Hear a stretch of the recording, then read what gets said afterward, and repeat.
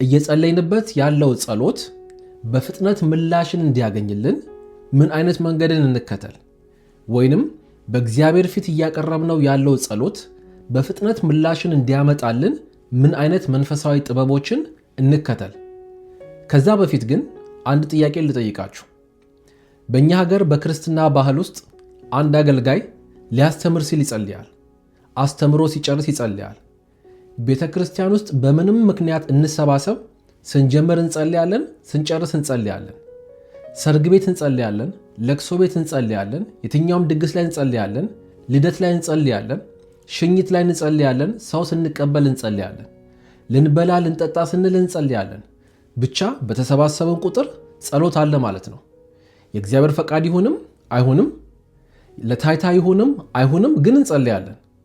ነገር ግን ይህንን ያህል ብንጸልይም የምንጸልየውን ያህል ስንቀበል የማይታየው ለምንድን ነው? እየጸለይንበት ያለው ርዕስ በፍጥነት ምላሽንስ እንዲያመጣልን ምን አይነት መንገድን እንከተል? የተነገሩን ትንቢቶች በፍጥነት ስጋ ለብሰው በሕይወታችን ላይ እንዲከሰቱ ምን አይነት መንገዶችን እንከተል የሚለውን ዛሬ በጣም ወሳኝ የሆነ ርዕስ ላይ እንነጋገራለን።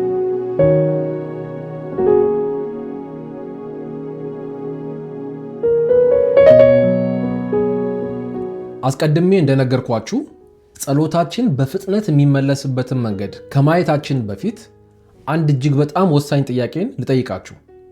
ይህንን ጥያቄ ስለ እውነት ብላችሁ ለልባችሁ መልሱ። ጥያቄ ምንድን ነው? አሁን ባላችሁበት ሁኔታ በሕይወታችሁ ላይ እጅግ በጣም አብዝታችሁ እንድትጸልዩበት የሚገባው የጸሎት ርዕሳችሁ ስለ ምንድን ነው መሆን ያለበት? ምን ብላችሁ መለሳችሁ? ስለ ገንዘብ፣ ስለ ትዳር፣ ስለ ልጅ፣ ስለ ቢዝነስ፣ ስለ አገልግሎት ወይንም ስለ ቅባት፣ ስለ ውጭ ጉዞ፣ ስለ ምን ብላችሁ መለሳችሁ? እሺ፣ አሁንም አንድ ጥያቄ ልጨምርላችሁ። እግዚአብሔር አምላክ ከሰማይ ሆኖ ሕይወታችሁን ሲመለከተው እጅግ በጣም አብዝታችሁ ልትጸልዩበት የሚገባው የጸሎት ርዕስ ብሎ በሕይወታችሁ ላይ የሚያስበው ስለ ምን ይመስላችኋል?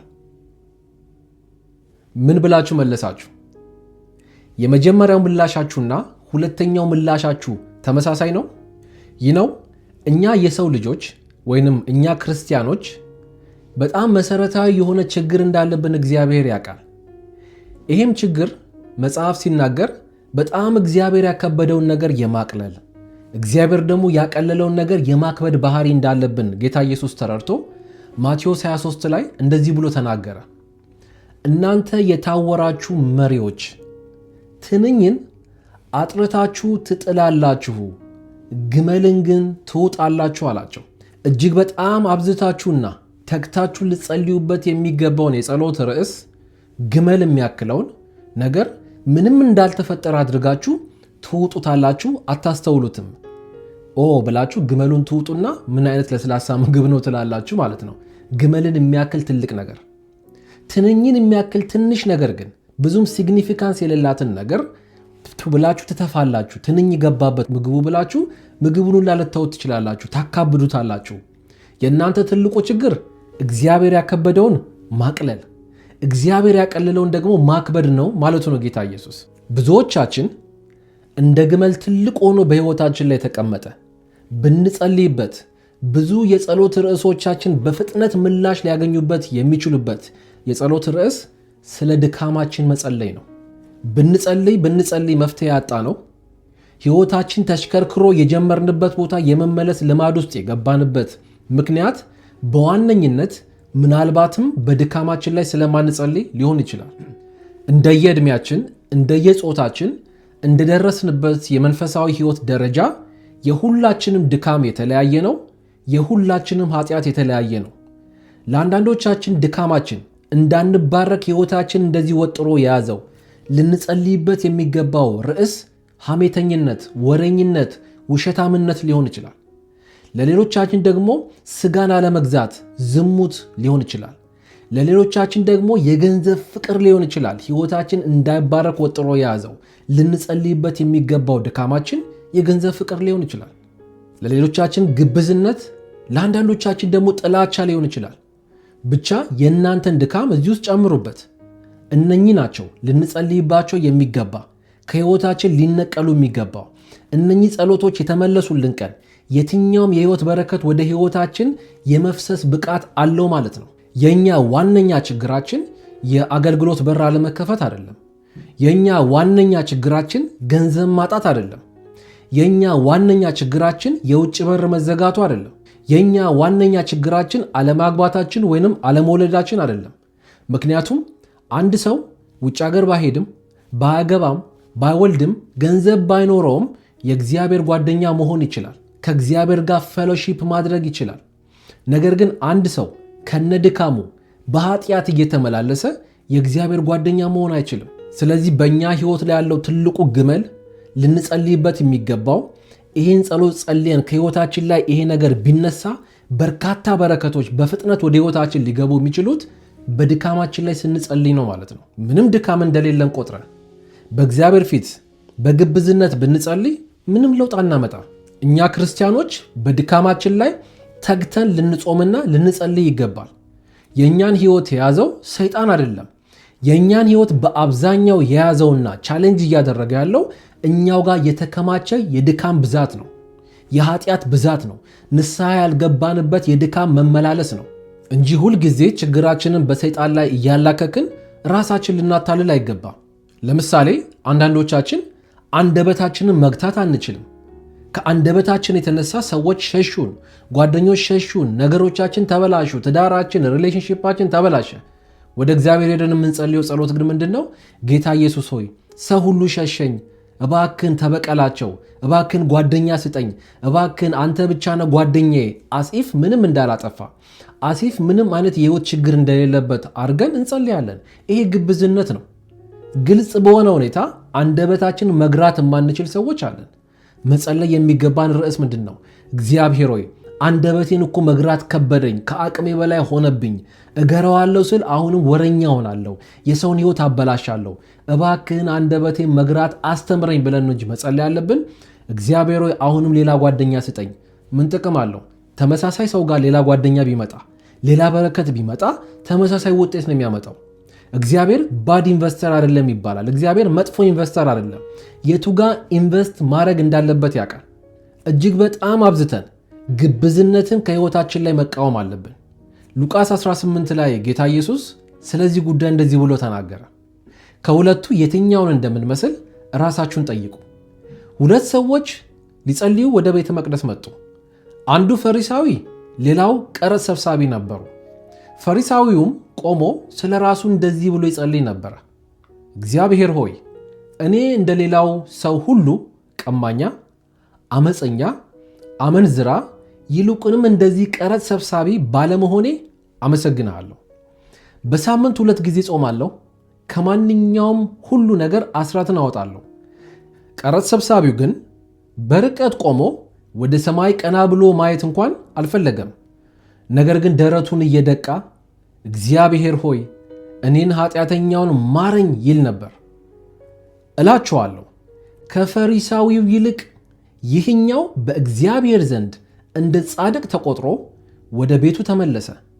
ራሱን ከፍ ከፍ የሚያደርግ ሁሉ ዝቅ ይላልና ራሱን ዝቅ ዝቅ የሚያደርግ ግን ከፍ ይላል። አያችሁ፣ የፈሪሳዊ ጸሎት እኔን ጨምሮ የአብዛኛዎቻችንን ጸሎት ይመስላል። እግዚአብሔር ሆይ እኔ እኮ አልጠጣም፣ አልሰክርም፣ አላጨስም፣ በየክለቡ አልዘዋወርም፣ ቤተ ክርስቲያን እኮ አልቀርም። እግዚአብሔር ሆይ ለምንድነው የኔ ጸሎት የማይመለሰው? ብዙ ኃጢአተኞች እየተባረኩ እኔ ለአንተ እየኖርኩ ምንድነው የኔ ህይወት እንደዚህ የተቆላለፈው እያልን እንጸልያለን፣ እናግሮመርማለን። ነገር ግን ሪሊ ይሄ ነው ህይወታችን? ጠለቅ ብለን ህይወታችንን ብንመለከተው ይሄ ነው ህይወታችን? እውነት ፈሪሳዊ እንደተናገረው ይመስላችኋል? ህይወቱ አልዋሽም፣ አላመነዝርም፣ አልሰርቅም፣ እንደዚህ ቀራጭ አልቀርጥም ብሎ እንዳወራው ይመስላችኋል? የሱ የግል ህይወቱ ቢሆን ኖሮ እግዚአብሔር አይሰማውም? ቢሆን ኖሮ አይባርከውም? እንደዚህ አይነት ሰውስ ቢሆን እንደዚህ በፕራይድ ይያዝ ነበረ? የእኛስ ህይወት እንደዚህ እንደምናግሮመርመው ነው? አንዳንዶቻችን በጣም አደገኛ ቂመኞች ነን። በቂም፣ በበቀል፣ በዘረኝነት፣ በጥላቻ ታስረን የተቀመጥን ሰዎች አለን። መጽሐፍ በግልጽ ይናገራል። ይቅር የማትሉ ከሆነ ይቅር አትባሉም ይላል። ነገር ግን ቂም ይዘን ማገልገል እንችልበታለን። ቂም ይዘን ምንም ነገር እናደርጋለን። እግዚአብሔር ላይ እናጉረመርማለን። ጸሎቴን አይመልስም እግዚአብሔር፣ እኔንም አይተወኝ ይመስለኛል እንላለን። ወይራስ ግን ወንድማችንን ቂም ይዘንበታል። ከቂም ከያዝንበት ሰው ጋር እናገለግላለን። ቂም ከያዝንበት ሰው ጋር ህብረት እናደርጋለን። የበደልናቸውን ሰዎች ሄደን እንኳን ይቅርታ አላደረግንም። ሄደን እንኳን እርቅን አልፈጸምንም። መጽሐፍ ግን በፍጥነት ሄደን እርቅ እንድንፈጽም ይነግረናል። ካልፈጸምን ለእያንዳንዱ ነገር ዋጋ እንደምንከፍል ይነግረናል። በእኛ ሀገር የክርስትና ካልቸር ቂመኝነት በጣም ትልቁን ስፍራ ይይዛል። የሰው ህይወት አበላሽተን ምንም አይመስለንም። በየትኛውም ሪሌሽንሺፕ ውስጥ ጥፋተኛው ያኛው ወገን ነው እንጂ እኛ አይደለንም። ሁልጊዜ እኛ ትክክል ነን። ሁልጊዜ ያጠፋው ሰው ሌላኛው ሰው ነው።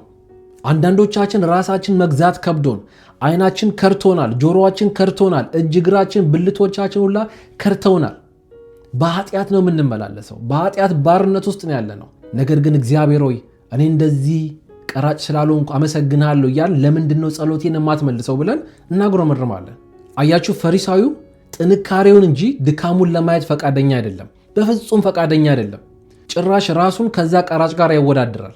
የዛ የቀራጩ ግን ትልቁ ኳሊቲ ተመልክታችሁ ከሆነ እግዚአብሔር የሰማው ሞገስ በእግዚአብሔር ዘንድ ያገኘው ጸሎት የፈሪሳዊው እግዚአብሔርን አገለግላለሁ የሚለው ሰውዬ ሳይሆን የቀራጩ ጸሎት ነው።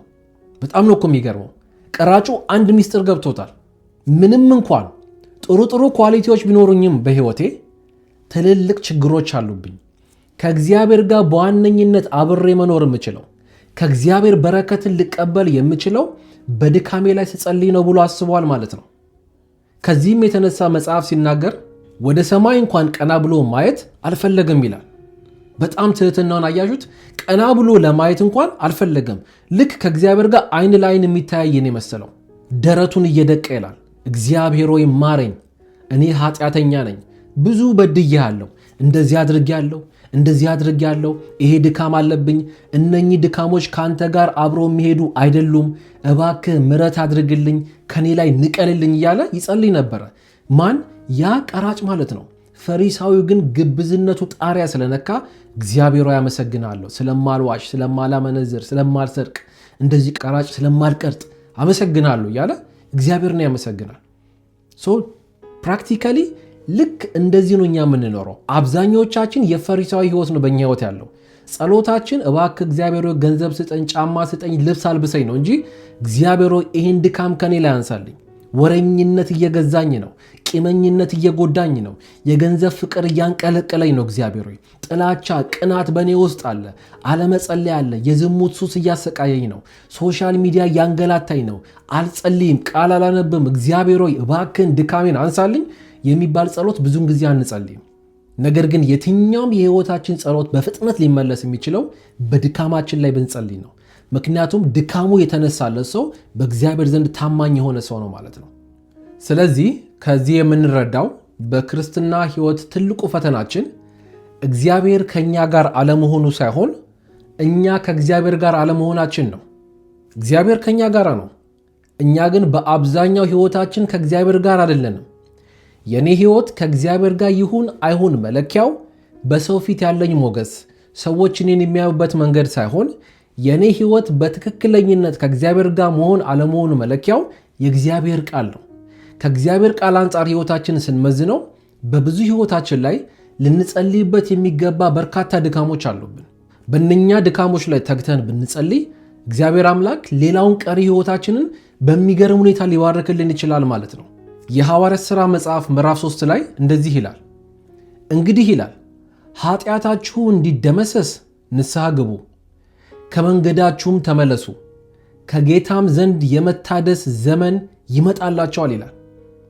ኃጢአታችሁን ብትናዘዙ፣ ኃጢአታችሁ ቢደመሰስላችሁ ከጌታ ዘንድ ምን ይመጣላችኋል?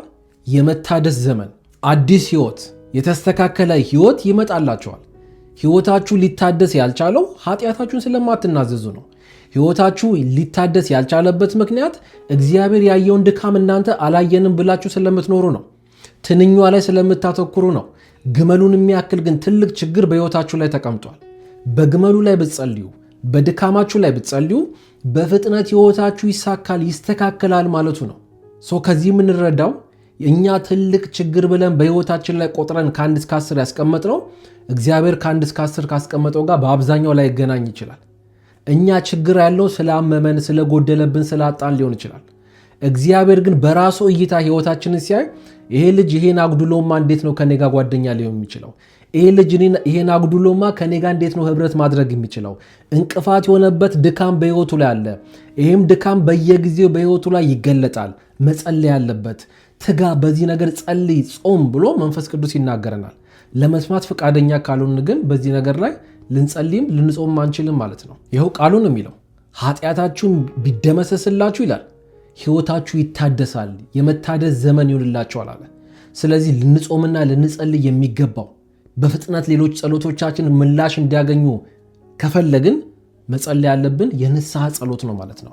በድካማችን ላይ መጸለይ ያለብን ማለት ነው። እንዴት ሲያስቡት አንድ ሰው 100 ብር ሲያገኝም ለድሃ ማይራራ ከሆነ 1000 ብርም አግኝቶ ለድሃ ማይራራ ከሆነ 10,000 ብርም ሲያገኝ ለድሃ ማይራራ ከሆነ ወደ እግዚአብሔር እባክን እግዚአብሔር ሆይ ገቢዬን ወደ 100,000 ያሳድግልኝ ቢለው ለምን ያሳድግለታል? ስታስቡ ንፉግነት ይዞታል። የገንዘብ ፍቅር እያሰቃየው ነው። ስለዚህ የሰውዬ መጸለይ ያለበት ገንዘብ ምንጩ እንዲጨምርለት ሳይሆን እግዚአብሔር ሆይ የገንዘብ ፍቅር እያሰቃየኝ ነው፣ እባክን ከኔ ላይ ነቅለ አባርልኝ። ያንን ብታባርልኝ ተጨማሪ ብትባርከኝም ያንተ ታማኝ ባሪያ የመሆን ዕድሌ ሰፊ ነው። ስለዚህ ከገንዘብ ፍቅር ነፃ አውጣኝ ብሎ ነው እንጂ መጸለይ ያለበት የበለጠ አብዛልኝ አይደለም። ምክንያቱም በትንሹ ተፈትኖ የሰውዬ አላለፈም። በ100ም በ1,000 በ10,000 ሲፈተን ባለው አቅም ከድሆች ጋር ሪሌሽንሺፕ ሲመሰርት አልታየም። ስለዚህ የበለጠ ቢያገኝ ምንም ሊፈጥር አይችልም። የሱ ትልቁ ጸሎት መሆን ያለበት ትልቁ ግመሉ የገንዘብ ፍቅር ነው ማለት ነው። ይህን ኃጢአቱን ቢናዘዝ በዚህ ኃጢአቱ ላይ ቢጸልይ በህይወቱ ላይ የመታደስ ዘመን ይሆንለታል ማለት ነው። አስቀድሜ እንደነገርኳችሁ ነው። አንድ ሰው የገንዘብ ፍቅር ኖሮት የእግዚአብሔር ጓደኛ መሆን አይችልም። አንድ ሰው ግን ገንዘብ ሳይኖረው የእግዚአብሔር ጓደኛ መሆን ይችላል። ስለዚህ ትልቁ ችግራችን ትልቁ ግመል በእኛ ቤት ውስጥ ያለው ልንጸልይበት የሚገባው ነገር ድካማችን ነው ማለት ነው። ያዕቆብም ምዕራፍ 5 ላይ ተመሳሳይ ነገርን ይመክረናል። እንደዚህ ይላል፣ ኃጢአታችሁን እርስ በርስ ተናዘዙ ይላል፣ ትፈወስም ዘንድ አንዱ ለሌላው ይጸልይ። የጻድቅ ሰው ጸሎት ኃይል አለው፣ ታላቅንም ነገር ያደርጋል አለ። እንዴ ኃጢአታችሁን እርስ በርሳችሁ ተናዘዙ፣ ትፈወሱም ዘንድ አንዱ ለሌላው ይጸልይ አለ። ፈውስና ኃጢአትን በምን ይገናኛል? ዩሲ የአብዛኛው የችግራችን ምንጭ ኃጢአት ድካም ነው ማለት ነው። ድካም ሲነሳልን ብዙ የህይወታችን ነገሮች መፍትሄ ያገኛሉ ማለት ነው። ይሄ መንፈሳዊ ሚስጥር ነው። ችግሩ ላይ ብቻ ተኩረን ከመጸለይ የችግሩ ምንጭ ምንድን ነው?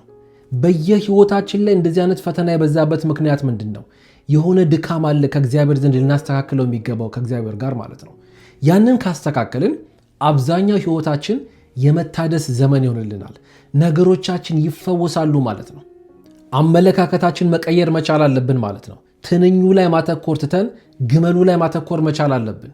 እግዚአብሔር ሆይ መንፈሳዊ አይኖችን ክፈት ብለን እንጸልያለን። ነገር ግን በዚህ ባየነው አይን ያየነውን ምስጢር መጠበቅ አንችልም። በዚህ ባየነው አይን ያየነውን ተንኮል ወይ መጥፎ ነገር ሪፖርት ማድረግ አንችልም። ስለዚህ በዚህ አይን ሳልታመን እግዚአብሔር ለምንድን ነው መንፈሳዊ አይኔን የሚከፍትልኝ? ምን አይነት መርህ ነው? መጽሐፍ እንደሚናገረው በትንሹ አልታመንኩም። ስለዚህ የኔ ጸሎት መሆን ያለበት ምንድን ነው?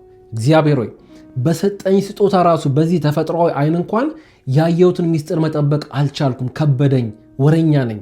በዚህ አይን ያየሁትን መጥፎ ነገር ሄጄ ለሚገባው አካል ሪፖርት እያደረግኩ አይደለም። ሰው ሲደክም ሄጄ ሪፖርት አላደርግም፣ ታማኝ አይደለሁም፣ እባክህ ምሕረት አድርግልኝ ብለን ብንጸልይ በእርግጠኝነት እግዚአብሔር ምሕረት አድርጎልን ይሄ ድካማችን ወደ ጥንካሬ ይቀየርና መንፈሳዊ አይናችን የመከፈት እድሉ በጣም ሰፊ ነው የሚሆነው ማለት ነው። በአዲስ ኪዳን ላይ ተመልክታችሁ ከሆነ ማናቸውም ኢየሱስ ጋር ቀርበው ጸሎትን ሲፈልጉ የሚጠይቁት ጥያቄ ችግራቸውን አይደለም። ኢየሱስ ሆይ አይኔን ፈውሰው፣ ኢየሱስ ሆይ እግሬን ፈውሰው አይደለም። ሁሉም ሲቀርቡ ኦልሞስት ሁሉም ማለት ይቻላል አንድ ኮድ ይጠቀሙ ነበር። የሚገርም ኮድ ነው። ባይዘወይ ብዙ ነገሮችን መክፈት የሚችል መንፈሳዊ ኮድ ነው። ምን ይሉታል? የዳዊት ልጅ ኢየሱስ ሆይ ማረን። ጥያቄያቸው እኮ አይነ ስውርነት፣ ዲዳነት፣ አጋንንት ብዙ ነገር ነው። ነገር ግን ሰው ከእግዚአብሔር ዘንድ ምሕረትን ካገኘ ሁሉንም ነገር እንደሚያገኝ ስለሚያውቁ ዋናው ድካማቸው እንዲነሳላቸው የሚያስፈልጋቸው ኃጢአት ድካም እንደሆነ ስለገባቸው የዳዊት ልጅ ኢየሱስ ሆይ ማረኝ ይላል። ሰውየው እኮ አይነ ስውር ነው ማለት ያለበት የዳዊት ልጅ ኢየሱስ ሆይ አይኔን አብራልኝ። አንካሳው ሲመጣ የዳዊት ልጅ ኢየሱስ ሆይ እግሬን ፈውስልኝ። አንዱ ደም የሚፈሳት ሲመጣ የዳዊት ልጅ ኢየሱስ ሆይ ደም መፍሰስ አቁምልኝ ነበር። ነገር ግን ሁሉም ይመጡና የዳዊት ልጅ ኢየሱስ ሆይ ማረን ይሉ ነበር። አይ ዶንት ኖ ማን ሚስጥር እንዳስተማራቸው። ስለዚህ ባርኮታችን የዘገየው ሰይጣን ስለያዘብን ሳይሆን ባርኮታችን የዘገየበት ዋነኛው ምክንያት ድካማችንን ችላ ስለምንለው ነው። በድካማችን ላይ ስለማንጸልይ ነው። ድካማችንን ለካህናት ስለማንናዘዝ ነው። እርስ በርሳችን ስለምንወሻሽ ነው። ሁላችንም በቃ እኔም መድረክ ላይ መጣና ቅዱሳን የእግዚአብሔር ቤተሰብ እላችኋለሁ፣ እናንተም ትመጡና ቅዱሳን የእግዚአብሔር ቤተሰብ ትሉናላችሁ፣ የተባረካችሁ የተወደዳችሁ እንጂ የምንባባለው ማናችንም በቀና መንፈስ እርስ በርሳችን ስንተራረም አይታይም። ሁላችንም ድካማችንን አፍነን አላየንም አልሰማንም ብለን ግመሉን ብርድ ልብስ አልብሰ ነው ትንኙን ነው እየተፋን ያለ ነው። ይሄ ትክክል አይደለም። ሰው በድካሙ ላይ መጸለይ ከጀመረ በቃ አደገኛ ሰው እየሆነ መጣ ማለት ነው። ነገሮቹ ሁሉ ሊታደሱለት ነው ማለት ነው። ሊባረክ ነው ማለት ነው። በፍጥነት ጸሎቱ ምላሽ የማግኘት ቻንሱ ሰፊ ነው ማለት ነው። ብዙዎቻችን እግዚአብሔር የባረከን ቀን ኃጢአታችንን የምንተው ይመስለናል። ኖ ልንተው አንችልም። እስከዛሬ የሄድንበትን ጉዞ እንመልከት። ትንሽ ባርኮት ከጌታ እያራቀን እንጂ እያቀረበን አይደለም። ትልቁ ችግራችን ከነ ድካማችን ተባረክን ማለት ያ ድካም የመጣውንም ባርኮት የመበረዝ ቻንስ አለው ማለት ነው። ስለዚህ ሐሳቤን ሳጠቃልል በድካማችሁ ላይ ጸልዩ፣ በፍጥነት ትባረካላችሁ፣ በደስታ ትሞላላችሁ። እግዚአብሔር ከኛ የሚጠብቀው ልክ እንደዛ እንደቀራጩ ወደ ቀና ብሎ እንኳን ወደ ሰማይ ማየት አልቻለም ይላል። ኃጢአቴን ይቅር በለኝ ብሎ ጸለየ አለ ኢየሱስ። ነገር ግን የተሰማው ጸሎት አለ የዚህ ቀራጩ ነው አለ። ሊሰማ እኮ የሚገባው ጸሎት የፈሪሳዊ ነበር። እሱ ነው ቤተ መቅደስ ላይ እግር የሚያበዛው የሚመላለሰው አገልጋይ እኮ ነው። ነገር ግን የተሰማው ሃምብል የሆነው ድካሙ ላይ ያተኮረው በእግዚአብሔር ፊት እኔን አንተ ጋር እንዳልገናኝ ያደረገኝ ድካሜ እንጂ ሰይጣን አይደለም ብሎ ሪኮግኒሽን ለድካሙ የሰጠው ሰውዬ ተባረከ ይላል። ስለዚህ በትህትና መንፈስ በእግዚአብሔር ፊት እግዚአብሔር ይሄን ድካም አንሳልኝ። በቀላሉ ነው የምናደደው። በጣም የምኞት ያሰቃየኛል። የሶሻል ሚዲያ ሱስ አለብኝ። ወረኛ ነኝ፣ ሐሜተኛ ነኝ፣ ሰውን አልወድም፣ እቀናለሁ። ጌታ ኢየሱስ ገንዘብ እወዳለሁ፣ አባካኝ ነኝ፣ ሱስ አለብኝ። ያለብን ድካም አለ ከእግዚአብሔር ጋር ሊያጣላን የሚችል እዛ ድካም ላይ ጠንከር አድርገን መጸለይ፣ በጾም ጸሎት መመላለስ። ከዛ ሌላው ህይወታችን ላይ ያለ የጸሎት ርዕስ ሁሉ በፍጥነት ወደ ህይወታችን የመምጣት ቻንሱ ሰፊ ይሆናል ማለት ነው። አብዝተን በድካማችን ላይ ብንጸልይ መልካም ዜናን የመስማት እድላችን በጣም ሰፊ ነው ማለት ነው።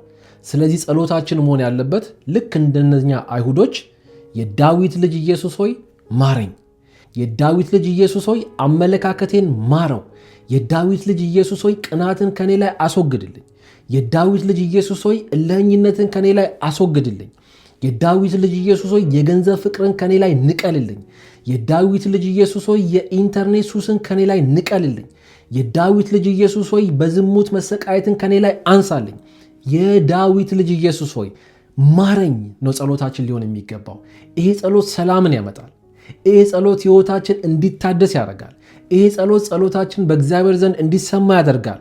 ይሄ ጸሎት ሌሎች ጸሎቶቻችን ሁሉ ፈጣን ምላሽ እንዲያገኙ ያደርጋል።